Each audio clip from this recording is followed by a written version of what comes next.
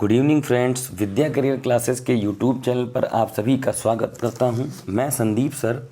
आज एक बार फिर से हम लोग करंट अफेयर की कुछ क्वेश्चंस की सीरीज को लेकर के उपस्थित हुए हैं। तो आप सभी लोग ध्यान रखिएगा, मोस्ट इम्पॉर्टेंट क्वेश्चन हम लोग डिस्कस करते हैं इस यूट्यूब चैनल पर।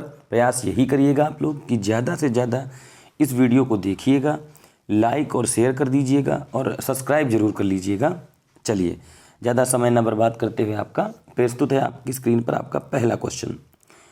वह प्रथम राज्य सरकार जिसके द्वारा राज्य भूमि रिकॉर्ड को प्रधानमंत्री फसल बीमा योजना से एकीकृत किया गया है। तो आपका जो 4 ऑप्शन दिए हुए हैं, पहला ऑप्शन आपका महाराष्ट्र है, दूसरा ऑप्शन आपका तेलंगाना है, तीसरा आपका केरल है और चौथा आपका गुजरात है। तो वो कौन सा प्रथम राज्य सरकार है जिसने हाल ही में अपनी भूमि रिकॉर्ड को प्रधानमंत्री फसल बीमा योजना से एकीकृत किया है? तो आपका जो उत्तर सही होगा मित्रों, वो ए ऑप्शन सही है। महाराष्ट्र सरकार ने हाल ही में भूमि रिकॉर्ड को प्रधानमंत्री फसल बीमा योजना से एकीकृत किया है। तो आपका उत्तर होगा महाराष्ट्र। चलिए, इसका डिस्क्रिप्शन ये है कि हाल ही में महाराष्ट्र अपनी भूमि रिकॉर्ड को प्रधानमंत्री फसल बीमा योजना के वेब पोर्टल से एकीकृत करने वाला देश का पहला राज्य बन गया है। वर्तमान समय में महाराष्ट्र को प्रधानमंत्री फसल बीमा योजना के तहत दावों के भुगतान के मामले में देश के शीर्ष 5 राज्यों में गिना जाता है। चलिए, दूसरा क्वेश्चन आपका है, वह राज्य या केंद्र शासित सरकार जिसके द्वारा तमिल भाषा और संस्कृति की रक्षा हेतु तमिल अकादमी की स्थापना की जाएगी। आपके सामने उत्तर है तमिलनाडु, दिल्ली, महाराष्ट्र और उत्तराखंड। तो आपका इसमें जो ऑप्शन सही होगा वो बी ऑप्शन सही होगा, दिल्ली राज्य है। इसका डिस्क्रिप्शन देख लिया जाए मित्रों। हाल ही में दिल्ली सरकार द्वारा तमिल भाषा और संस्कृति की रक्षा के लिए एक तमिल अकादमी स्थापित करने की घोषणा की है। इस नव स्थापित अकादमी के उपाध्यक्ष के रूप में एन राजा को नियुक्त किया गया है। नवनिर्मित तमिल अकादमी तमिल भाषा की कक्षाओं का आयोजन करेगी। हमें ध्यान देना चाहिए कि दिल्ली सरकार पहले से ही संस्कृत, उर्दू, हिंदी, पंजाबी, सिंधी, मैथिली और भोजपुरी अकादमियों का संचालन करती है। तो आपका बी ऑप्शन सही होगा, दिल्ली सरकार। चलिए नेक्स्ट क्वेश्चन देख लेते हैं।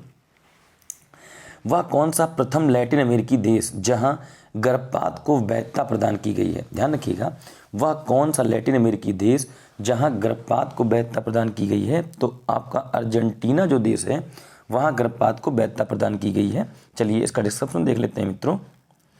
हाल ही में अर्जेंटीना सरकार द्वारा गर्भावस्था के 14वें सप्ताह तक के गर्भपात को वैधता प्रदान की गई है। वर्तमान समय में अर्जेंटीना में कैथोलिक चर्च और इंजिल समुदाय के प्रभाव के विपरीत गर्भपात को कानूनी मान्यता देना एक ऐतिहासिक व्यवस्था है। हमें ध्यान देना चाहिए कि वर्तमान में भारत में 24वें सप्ताह तक के गर्भपात को वैधता प्रदान की गई है। चलिए नेक्स्ट क्वेश्चन देख लेते हैं। भारतीय राष्ट्रपति की हवाई यात्रा हेतु कमीशन एयर इंडिया के एयर इंडिया 1 B-77 विमान का नाम क्या रखा गया है? तो ध्यान रखिएगा, इसका नाम राजदूत रखा गया है। क्या नाम रखा गया है? राजदूत। तो जो भारत का राष्ट्रपति होता है उसकी यात्रा के लिए जो एयर इंडिया का विमान जो B-77 विमान है उसका नाम क्या है? तो राजदूत। तो जो प्रेसिडेंट के लिए बनाया जाता है वो राजदूत है। जो वाइस प्रेसिडेंट ऑफ इंडिया प्रयोग करते हैं उपराष्ट्रपति, उसके लिए क्या नाम दिया गया है? राजहंस नाम दिया गया है। और जो राजकमल है, राजकमल प्रधानमंत्री का होता है। ध्यान रखिएगा, प्रधानमंत्री का जो विमान होता है उसको राजकमल के नाम से जाना जाता है। तो ध्यान देखिए, आपका जो ऑप्शन सही होगा इसमें वो राजदूत सही होगा। चलिए एक बार फिर से हम लोग इसका डिस्क्रिप्शन देख लेते हैं कि हाल ही में भारतीय राष्ट्रपति रामनाथ कोविंद द्वारा राष्ट्रपति की हवाई यात्रा हेतु कमीशन एयर इंडिया के एयर इंडिया 1 B-77 विमान की सेवा का लाभ लिया, जिसके तहत राष्ट्रपति आंध्र प्रदेश के तिरुपति की यात्रा के लिए विमान में सवार हुए। भारत के राष्ट्रपति, उपराष्ट्रपति और प्रधानमंत्री को हवाई सेवा उपलब्ध कराने के उद्देश्य से 3 हवाई जहाज़ों का नाम राष्ट्रपति के लिए राजदूत, उपराष्ट्रपति के लिए राजहंस और प्रधानमंत्री के लिए राजकमल रखा गया है। मोस्ट इंपॉर्टेंट क्वेश्चन है, ध्यान रखिएगा। चलिए नेक्स्ट प्रश्न देख लेते हैं। हाल ही में उत्तर प्रदेश का खालिस्तानी शहर जहां के ग्रामीण नागरिकों हेतु प्रधानमंत्री नरेंद्र मोदी जी द्वारा हर घर नल योजना का शुभारंभ किया गया है। तो मित्रों, हाल ही में प्रधानमंत्री मोदी जी ने सोनभद्र और मिर्ज़ापुर से हर घर नल योजना का शुभारंभ किया है। तो आपका जो उत्तर सही होगा वो मिर्ज़ापुर सही होगा। ध्यान रखिएगा इस ऑप्शन के हिसाब से। चलिए इसका डिस्क्रिप्शन देख लिया जाए। 23 नवंबर वर्ष 2020 को प्रधानमंत्री नरेंद्र मोदी जी द्वारा उत्तर प्रदेश के सोनभद्र और मिर्जापुर जिले के ग्रामीण नागरिकों हेतु हर घर नल योजना का शुभारंभ किया है। इस योजना से मिर्जापुर में 21,87,980 ग्रामीणों को लाभ मिलेगा। इस क्षेत्र में गंगा, घाघरा, यमुना और सरयू जैसी कई नदियां होने के बावजूद इस क्षेत्र में पानी की कमी बनी हुई है। इस पूरी योजना हेतु राज्य सरकार द्वारा 5,555 करोड़ रुपयों का बजट आवंटन किया गया है। चलिए, तो उत्तर प्रदेश में हर घर नल योजना का शुभारंभ मोदी जी ने कहाँ से किया है? सोनभद्र और मिर्जापुर जनपद से। चलिए नेक्स्ट प्रश्न देख लिया जाए। वह राज्य सरकार जिसके द्वारा पंचायतों में दिव्यांगों के लिए आरक्षण का प्रावधान किया गया है। तो दिव्यांगों के लिए आरक्षण प्रावधान करने वाला भारत का पहला स्टेट जो बना है मित्रों, वो कौन सा है? वो छत्तीसगढ़ राज्य है। कौन सा राज्य है? छत्तीसगढ़। चलिए इसका एक बार फिर से डिस्क्रिप्शन देख लिया जाता है। हाल ही में छत्तीसगढ़ राज्य सरकार की पंचायतों में दिव्यांगों के लिए आरक्षण का प्रावधान किया गया है। वर्तमान समय में छत्तीसगढ़ राज्य में दिव्यांगों की संख्या राज्य की कुल जनसंख्या का 6% है। तो ध्यान रखिएगा, छत्तीसगढ़ स्टेट वो पहला स्टेट है जिसने पंचायतों में दिव्यांगों के लिए आरक्षण प्रावधान किया है। चलिए नेक्स्ट क्वेश्चन देख लीजिए। वह रोग जिसके तहत मानव शरीर में अतिरिक्त अंगुलियां विकसित हो जाती हैं, जैसे किसी किसी की बॉडी में 6 उंगलियां हो जाती हैं, तो आपके सामने 4 ऑप्शन दिए हुए हैं।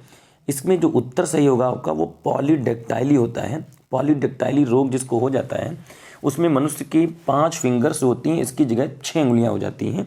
तो आपका बी ऑप्शन बिल्कुल सही होगा। चलिए इसका डिस्क्रिप्शन एक बार फिर से देख लिया जाए। पॉलीडेक्टाइली मानव और जानवर में एक जन्मजात विसंगति है जिसके परिणाम स्वरूप हाथ और पैर में अतिरिक्त अंगुलियां विकसित हो जाती हैं। वहीं अल्गोडेक्टिली से शरीर के हाथ या पैर में 5 से कम उंगलियां होती हैं। हाल ही में उड़ीसा के गांव में 63 वर्षीय एक महिला को पॉलीडेक्टाइली विसंगति के कारण समुदाय द्वारा डायन बताकर बहिष्कृत कर दिया गया था, उसको निकाल दिया गया था। तो पॉलीडेक्टाइली बीमारी में क्या होता है? वो जन्मजात विसंगति होती है जिसमें हाथ या पैर में एक उंगली या उंगलियां जो होती हैं वो अधिक विकसित हो जाती हैं, 6 उंगलियों से ज़्यादा हो जाती हैं या 5 उंगलियों से ज़्यादा हो जाती हैं। तो मोस्ट इंपॉर्टेंट क्वेश्चन है, ध्यान रखिएगा। चलिए नेक्स्ट क्वेश्चन देख लिया जाए। बिहार का वो कौन सा शहर जहां प्रवासी पक्षी उत्सव 2021 का आयोजन किया जाएगा? ऑप्शन आपके भागलपुर, गया, मुजफ्फरपुर और पटना।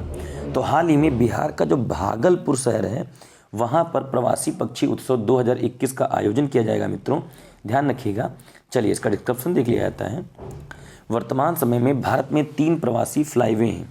वे पक्षियों द्वारा उपयोग किए जाने वाले उड़ान मार्ग हैं। फ्लाईवेज एशियाई, पूर्व एशियाई फ्लाईवेज, मध्य एशियाई फ्लाईवेज और पूर्वी एशियाई ऑस्ट्रेलियन फ्लाईवेज हैं। हाल ही में बिहार सरकार द्वारा भागलपुर जिले में 3 दिवसीय प्रवासी पक्षी उत्सव 2021 का आयोजन किया जाएगा। हमें ध्यान देना चाहिए कि यह उत्सव प्रवासी पक्षियों के मुख्य केंद्र विक्रमशिला डॉल्फिन अभयारण्य, कहाँ पर? विक्रमशिला डॉल्फिन अभयारण्य में आयोजित किया जाएगा। तो बिहार के भागलपुर जनपद में या बिहार के भागलपुर जिले में 3 दिवसीय प्रवासी पक्षी उत्सव 2021 होगा, ध्यान रखिएगा। चलिए नेक्स्ट क्वेश्चन देख लेते हैं। 10वां क्वेश्चन है आपका।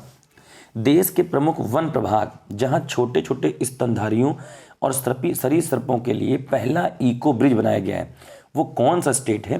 तो आपको ध्यान रखिएगा, हाल ही में वही स्टेट है जिसने अभी लाइकेन पार्क का निर्माण किया है, लाइकेन पार्क विकसित किया है। तो कौन सा राज्य है वो? रामनगर उत्तराखंड। आपका पहला ऑप्शन बिल्कुल सही होगा। जो रामनगर उत्तराखंड है उसने हाल ही में इको ब्रिज का निर्माण किया है। चलिए इसका डिस्क्रिप्शन देख लेते हैं। हाल ही में उत्तराखंड के नैनीताल जिले में रामनगर वन प्रभाग ने छोटे स्तनधारियों और सरीसृपों के लिए पहला इको ब्रिज बनाया है। तो ध्यान रखिएगा कौन है वो? उत्तराखंड स्टेट। चलिए नेक्स्ट क्वेश्चन देख लिया जाए मित्रों। यह वह उत्तर पूर्वी भारत राज्य जहां हॉर्नबिल फेस्टिवल का आयोजन किया गया। तो अभी हाल ही में हॉर्नबिल जो उत्सव मनाया गया है वो नागालैंड जनपद में मनाया गया है। कहाँ मनाया गया है? नागालैंड जनपद में मनाया गया है। चलिए नेक्स्ट क्वेश्चन देख लेते हैं, लेकिन इसका डिस्क्रिप्शन देख लिया जाए। उत्तर पूर्वी भारतीय राज्य नागालैंड में प्रतिवर्ष दिसंबर माह के प्रथम सप्ताह 1 से 10 दिसंबर में हॉर्नबिल उत्सव या हॉर्नबिल महोत्सव का आयोजन किया जाता है। हॉर्नबिल महोत्सव को महोत्सवों का महोत्सव के रूप में भी जाना जाता है। तो नागालैंड स्टेट। चलिए नेक्स्ट देख लिया जाए। वह यूरोपियन देश जिसके द्वारा कट्टरपंथी इस्लामवाद को लक्षित करके मसौदा कानून पेश किया है। तो हाल ही में ध्यान होगा फ्रांस सरकार जो है उसने पहली बार कट्टरपंथी इस्लामवाद को खिलाफ मसौदा कानून पेश किया, जिसमें क्या है, चलिए डिस्कशन देख लेते हैं। हाल ही में फ्रांसीसी कैबिनेट ने कट्टरपंथी इस्लामवाद को लक्षित करता मसौदा कानून पेश किया, जिसका उद्देश्य उपदेशकों और मस्जिदों पर सख्त नियंत्रण प्रदान करना है। कानून ऑनलाइन नफरत फैलाने वाले अभियानों के खिलाफ नियम प्रदान करेगा। इस कानून के तहत फ्रांसीसी सरकार पूजा स्थलों को बंद करने के लिए अधिक से अधिक शक्तियों को सशक्त होगी। चलिए नेक्स्ट क्वेश्चन देख लेते हैं। निम्नांकित में जापान में विकसित वनीकरण का तरीका क्या है? 4 ऑप्शन दिए हैं आपके। जापान में जो वनीकरण होता है उनको विकसित करने का क्या तरीका होता है? दोस्तों आपके सामने ऑप्शन है मियावाकी, लिटास्पी, ब्रिलोस्पस्की, अनालिपी। तो आपका जो ऑप्शन सही है मित्रों वो ए ऑप्शन बिल्कुल सही है। मियावाकी जो होता है वो जापान में विकसित वनीकरण का एक तरीका होता है। तो इसका डिस्क्रिप्शन देख लेते हैं। मियावाकी वन जापान में विकसित वनीकरण का एक तरीका है जिसमें एक छोटे से क्षेत्र में पौधे रोपण शामिल होते हैं, जिसके परिणामस्वरूप अपेक्षाकृत कम समय या अवधि में घने जंगलों का निर्माण होता है। ग्रीन कवर बढ़ाने के लिए शहरी क्षेत्रों में विशेष रूप से इस विधि का प्रयोग किया जाता है। चलिए नेक्स्ट क्वेश्चन देख लिया जाए। भारतीय नौसेना के लिए हिमगिर नामक एक नया प्रोजेक्ट 17A जहाज लॉन्च किया गया है। तो वो किसने लॉन्च किया है? तो हाल ही में garden reach ship builders and engineers, ध्यान रखिएगा मित्रों, garden reach ship builders and engineers ने ये प्रोजेक्ट 17A जहाज लॉन्च किया जिसका नाम हिमगिरी रखा गया है। तो आपका ए ऑप्शन बिल्कुल सही होगा, ध्यान रखिएगा। चलिए नेक्स्ट क्वेश्चन देख लेते हैं। वह देश जिससे भारत को advance towed artillery gun system आयात किया जाएगा या आयात करना है। तो हाल ही में इजराइल सरकार से भारत ने समझौता किया है जो advance towed artillery gun system आयात किया जाएगा।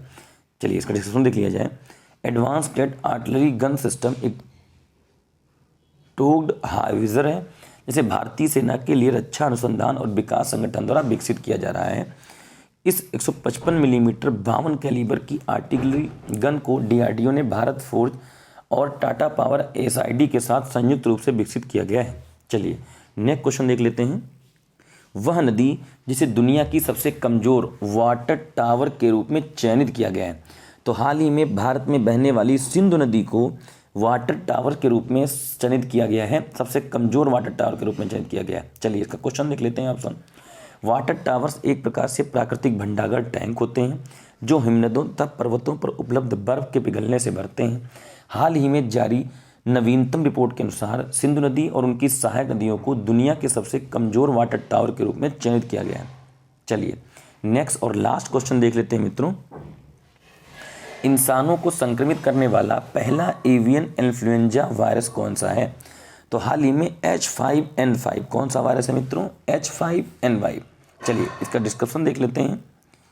एवियन इन्फ्लुएंजा जो कि बर्ड फ्लू है, एक अत्यधिक संक्रामक बीमारी है जो खाद्य उत्पादन करने वाले पक्षियों, खास करके मुर्गियों, बटेर सहित पालतू पक्षियों और जंगली पक्षियों की कई प्रजातियों को प्रभावित करती हैं। ये मुख्य रूप से 2 प्रकार के होते हैं, डीएनए वायरस और आरएनए वायरस। H5N1 इंसानों को संक्रमित करने वाला पहला एवियन इन्फ्लुएंजा वायरस था। इस वायरस का पहला संक्रमण हांगकांग में 1997 में हुआ था। हाल ही में राजस्थान के झालवाड़ में 50 कौवों की मौत बर्ड फ्लू के कारण हो गई थी। तो ये आपके क्वेश्चन हैं, ध्यान रखिएगा मित्रों। हम लोगों ने आज 16 क्वेश्चन सॉल्व किए हैं।